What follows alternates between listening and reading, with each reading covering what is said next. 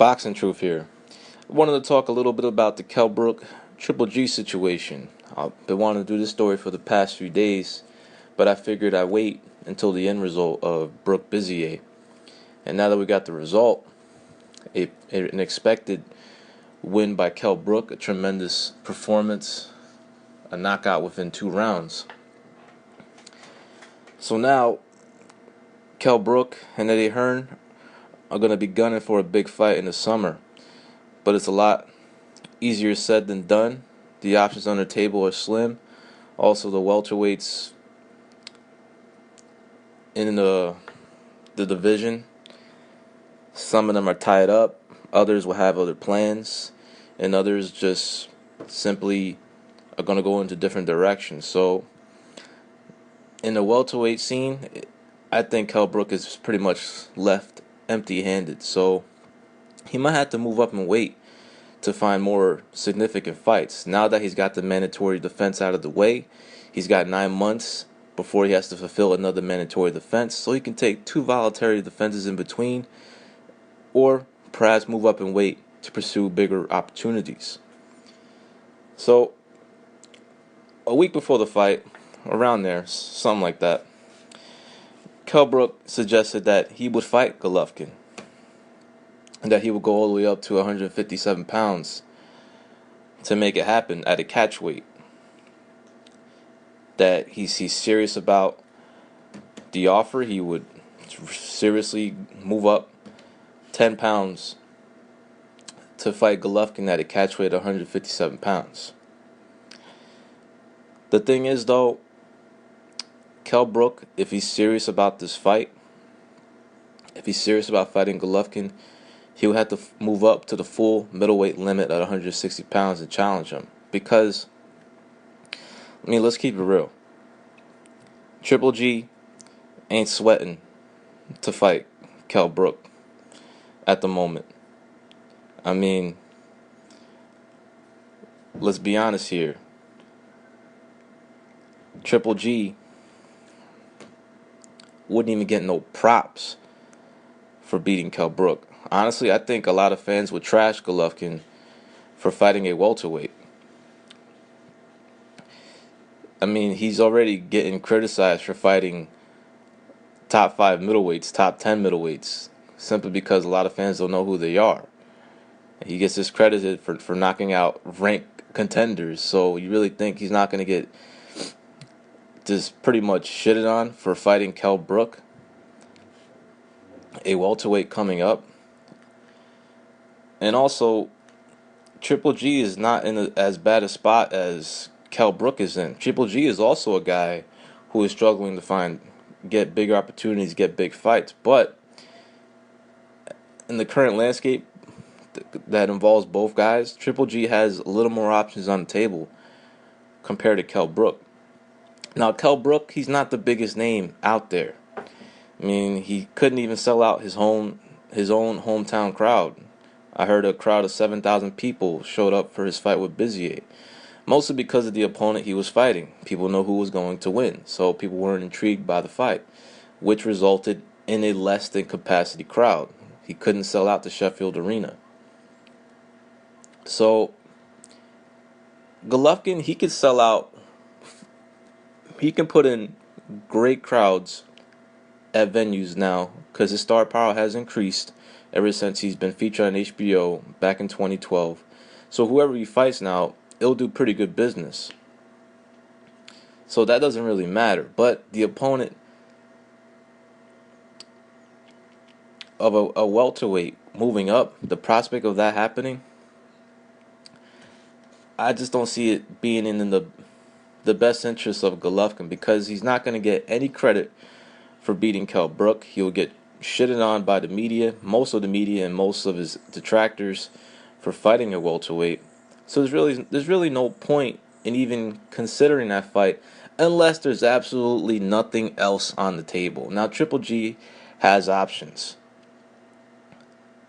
First, he has to get past Dominic Wade, his mandatory challenger. Then, once he gets out that out the way, then he has 9 months before he has to make another mandatory defense with the IBF.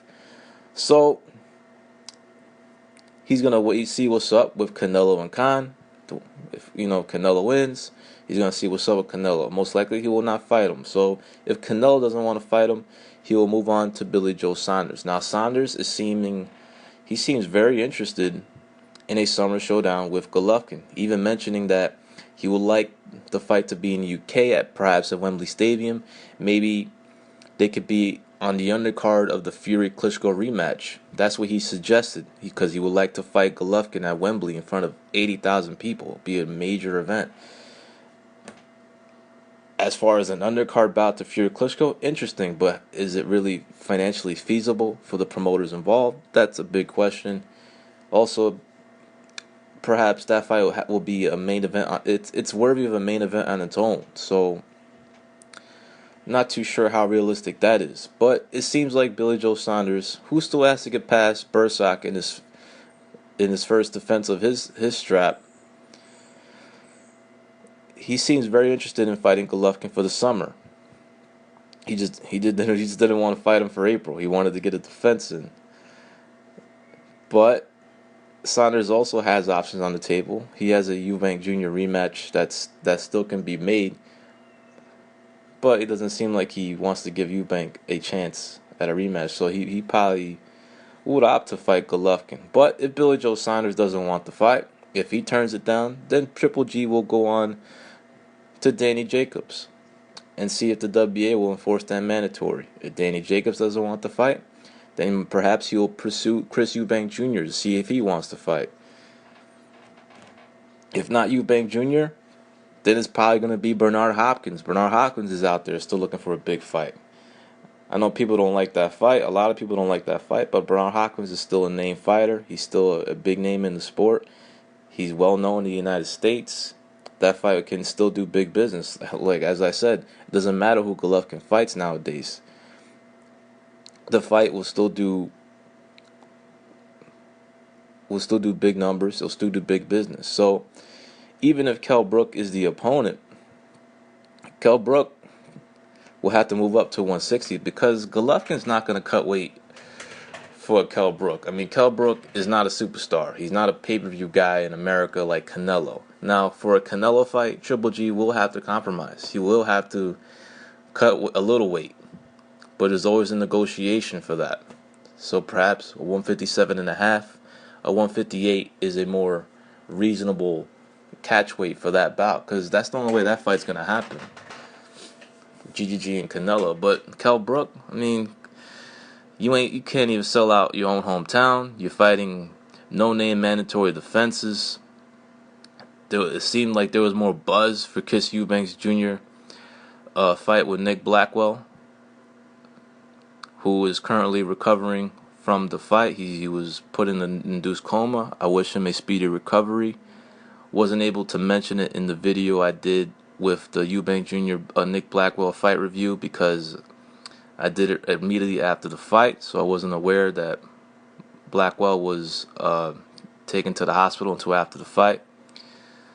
So I wish Blackwell a speedy recovery. Hearing good signs, good news about that, he may just pull out from this and return. So Kell Brook, if he truly wants that Triple G fight, he really can't really make any catchweight demands. He's not a big enough name. He's not a superstar. Triple G ain't sweating to fight him. I mean, he could fight anybody else, and he could fight opponents at middleweight who will come much cheaper, where he can get a larger percentage of the purse. And also, Triple G won't even get no props for beating Kell Brook. So it's like a no-win situation for Triple G to even take that fight. And does Triple G even know who Kell Brook is? Because if you ask people here in America, do you know who Kell Brook is? A majority will say no, they don't. Because only hardcore boxing fans in America know who Kell Brook is. Kell Brook's only fought twice in the States. So Kell Brook is in a really tough spot when it comes to a summer fight, big summer fight that could be next for him. However, he really should be gunning for the Cotto fight, but I think that's the best fight for him out there. I think he trashes Miguel Cotto after what I just saw with Kevin Bizier. But I believe Miguel Cotto and his team feel the same way, so they're not going to fight him. HBO offered Eddie Hearn that fight for Cotto's proposed pay-per-view showdown in June. But I really doubt Miguel Cotto's team want any of that work with Kell Brook, an older guy who is past his prime and gonna fight a young, hungry lion who can carry 154 well. He's a pretty big welterweight. But I'm pretty sure Freddie Roach and Miguel Cotto's team, they're saying thanks but no thanks. Freddie Roach has a big influence on who Miguel Cotto fights. They pretty much ask him, they give him names and they ask him, look, do you think Cotto can beat this guy? And Freddie Roach will give his honest opinion because he's an honest guy. He's really honest with his fighters, who they can and they cannot beat. So they'll probably move into another direction. So it's tough luck for Kell Brook. I don't see him getting any of the big fights at welterweight.